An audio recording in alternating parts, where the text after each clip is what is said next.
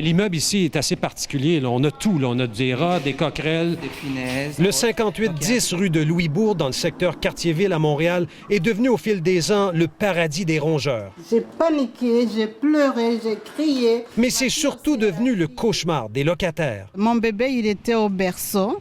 Il est mordu à cause des rats. Cette morsure au bras de l'enfant de Jacqueline n'est pas celle d'un chien.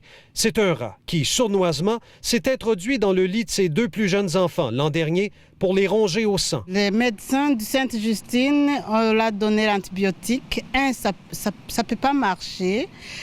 Il y a des effets secondaires. Ça fait plus d'un an que c'est suivi par la ville, que les inspecteurs municipaux sont totalement au courant de la situation, puis il n'y a absolument rien qui a changé depuis. L'arrondissement dit avoir à l'œil le propriétaire depuis 12 mois et on ajoute qu'une demi-douzaine d'opérations d'extermination ont déjà eu lieu.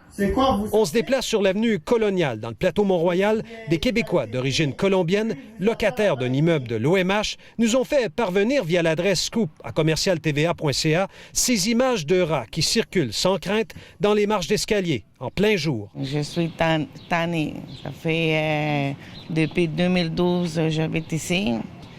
Puis je me plains toujours avec les rats. Il y a des travaux un peu partout, des travaux dans les rues. À ce moment-là, les rats sortent, ils veulent trouver refuge, donc ils cherchent les immeubles qui sont autour. On va retourner aller voir dans cet immeuble-là particulièrement. Comme on sait que la problématique persiste, on va faire des interventions plus suivies dans les prochaines semaines. Yves, la ministre des Affaires municipales a réagi à cette, utiliser un mot soft, la problématique qui est plus répandue qu'on le pense.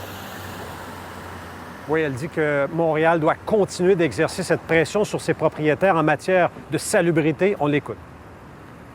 Alors moi, je salue vraiment la décision de Montréal d'avoir engagé plus d'inspecteurs, donc plus d'inspections, puis c'est certain comme ça que ça devrait bien aller, mais en même temps, on s'entend que moi, je lance un message aux propriétaires d'immeubles. Ça n'a aucun sens. Là. Quand il y a des immeubles qui sont comme ça, en problématique avec soit de la vermine ou quoi que ce soit, c'est vraiment le propriétaire de prendre en charge son immeuble.